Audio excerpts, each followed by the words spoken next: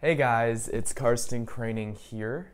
Today we have a new series on board, on deck, that we're getting started with because I thought it would be really fun to do. And it's called Fashion Hot Takes.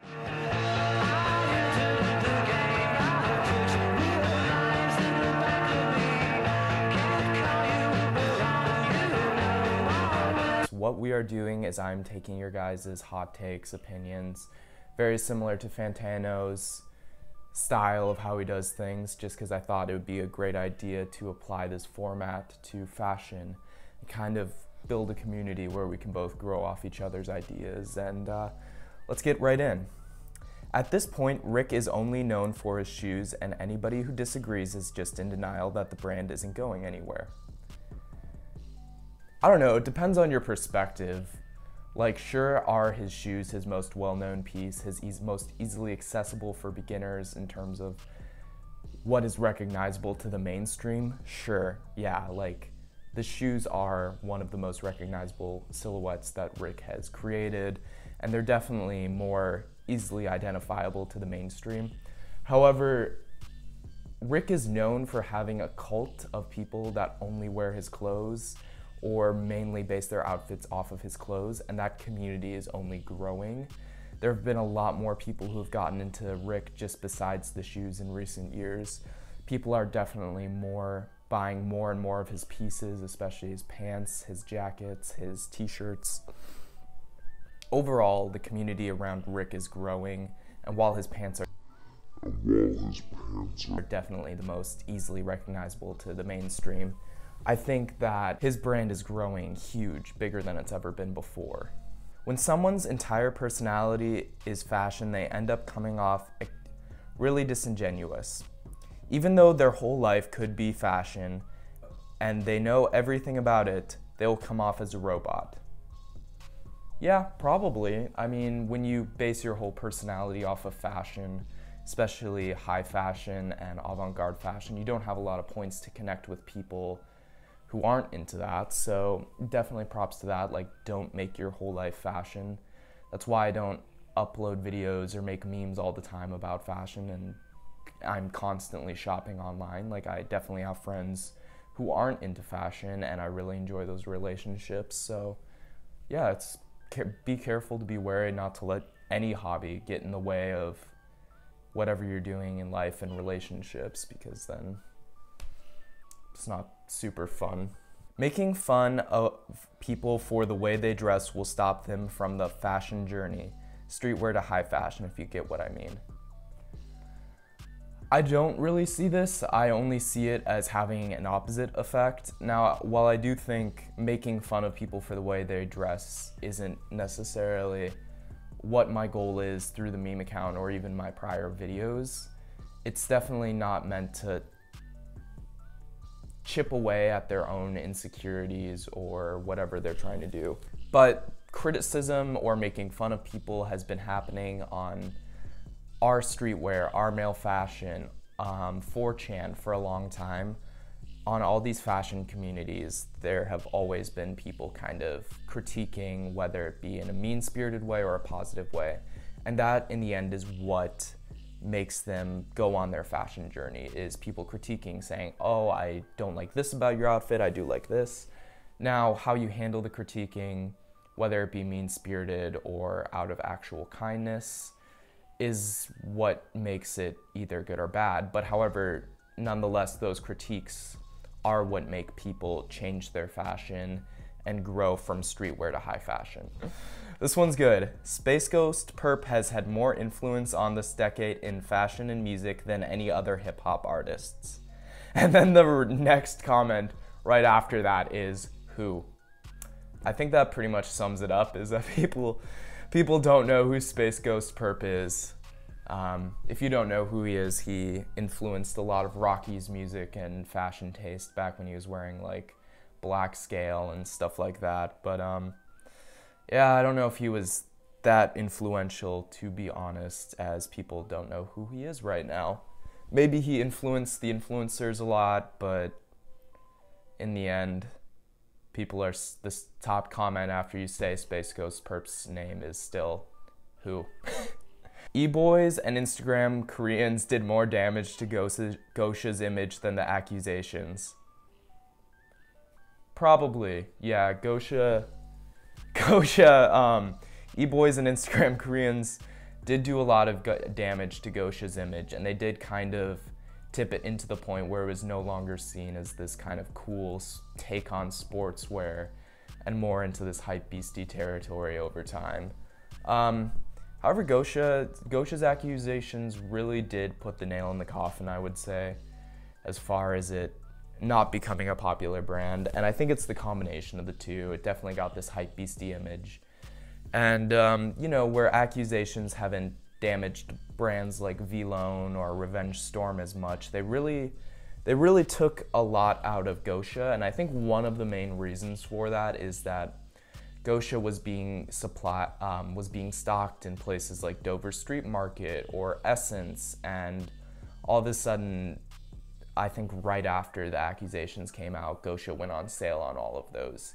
And they definitely stopped a lot of the promotion for Gosha, a lot of the attention it was getting from all kinds of fashion publications, as well as the advertising it was getting right in the front from stockists like Dover Street Market and Essence came to a close, and no longer, it was kind of rising, and then it just didn't get to the point where it was probably going to get, where it would have been considered one of the most popular brands, I think. The greatest runway show of all time is No. 9's Autumn/Winter 05 collection. I think this is a great collection. It's my favorite by No. 9. However, I think from No. 9 as a whole, I think this is the only collection that holds up today that can really be seen as a great collection from Takahiro's time while he was under the label No. 9. I think the rest of the designs aren't aging so well the more we look at them, and I think the only reason people keep buying them, like the old archive No. 9, is mainly because of other influencers who wear it. I think if you look at his work at The Soloist, it's a lot better and a lot more creative than what he did at No. 9. Now that being said, I think Autumn/Winter 05 was the one collection that held up from his time at that label. Raf Simons' best work is his work for other brands, Dior, Jill Sanders, Calvin Klein. His work for his own label, while iconic and cohesive as individual collections, has a few standout pieces and not much else. Especially his recent work at his label has been mostly lackluster and uninteresting. His good collections at Raf simply don't make up the large lack of innovations and good clothes in most of his other collections. I think that this take is definitely pretty true for the most part. Raf's work at Dior especially was really groundbreaking, as well as Jill Sanders, and especially in the past 5 years, what he did at Calvin Klein was really insane and helped set standards for what menswear would be in the next couple of years, as we're seeing trickles of his work at Calvin Klein everywhere. Now, I think a good point definitely is that his recent collections have been lackluster. They've been really hit or miss, whether you like them or not. There's no doubt in saying that his older collections have always been better and more innovative and interesting.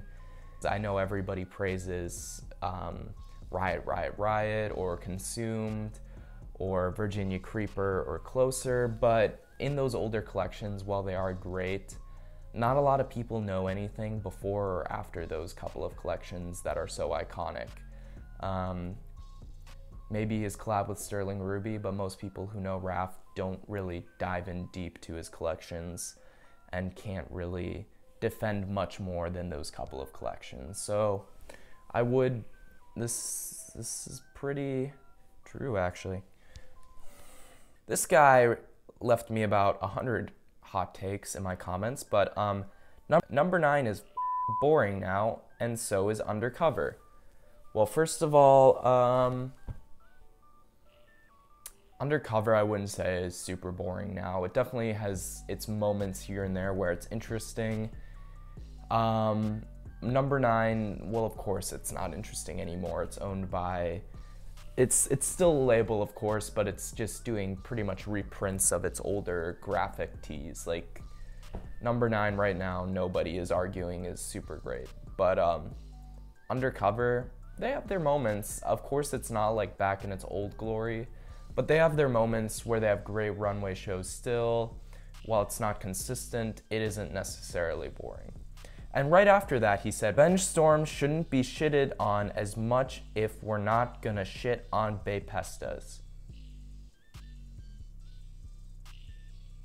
I'll shit on both. Matthew Williams is one of the best American designers other than Rick Owens.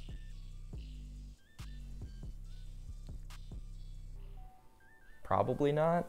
Like, there's not a lot of great American designers. Now, Matthew Williams' work, in my opinion, isn't super groundbreaking in any way. He's really just melding streetwear and high fashion. I wouldn't say Matthew Williams' work is bad even. I just would say it's okay. I don't think he's, off the top of my head, I can't think of anyone better than Rick Owens, because the American roster of great designers isn't super huge, if you didn't know. But, you know, I'll give it to you this time, sure. Just because I can't think of anyone better than Matthew Williams off the top of my head, which I should be able to right now, but I can't, so sure. Being into fashion won't get you laid. This is truth. CCP is overrated, and so is Rick Owens. Probably and probably not. I think CCP and both Rick Owens in the mainstream are known for some smaller things that don't warrant the hype they get, but when you dive underneath the surface of what is Rick Owens or what is Carol Christian Poel, you will find a lot of things that warrant a lot of praise. Like, of course, everybody thinks Rick Owens and thinks GeoBasket if you know about the mainstream. But of course, there are lots of pieces and interesting runway shows that warrant the attention Rick Owens gets. And of course, the same goes with Carol Christian Poel. I don't know if I would call it overrated. I definitely hear a lot more talk about Rick constantly on my meme page, especially GeoBasket. But I think it's still a great brand that deserves a lot of attention. The CDG Converse are extremely overhated. I would say they are overhated. I owned a pair once. Like, in the end of the day, it's just another Comme des Garçons play thing, and the thing about CDG play is that in a way we love to hate it if you're really into fashion and you're like, oh, I hate CDG play, and I hate, you know, that it's just a logo or whatever about CDG play. But at the end of the day, like, in a way we should celebrate its success, because what it is doing is funding mainline, and if it wasn't for brands, for diffusion lines of CDG, such as just the CDG label, CDG Play, or CDG Black, we wouldn't be able to have mainline comb, most likely. It wouldn't sell, it wouldn't be stocked in boutiques like Toto Kayo. So while they are overhated, and while there definitely is a stigma around people who wear them thinking they're into fashion but really not, like, at the end of the day, the more people you see wearing them, you know, the more funds go into Comme des Garçons and can be transferred to lines that are actually more interesting, like Comme des Garçons or Nor by Kenny no Minya, Junya Wanatabe's line, and of course just mainline comb. Drop crotch for my sweaty balls. Yes.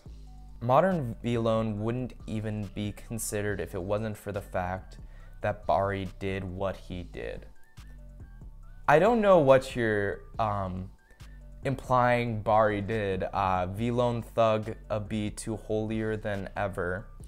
But I don't know, what Bari did was he had connections, he was in ASAP Mob, and he just started throwing his shirts with the V on them everywhere, and that's pretty much the brand. When you look at Valone, like, sure, it's hyped, but also there's a lot of stigma around it still. People who are more conscious about what they buy aren't really supportive of the brand because Bari did what he did.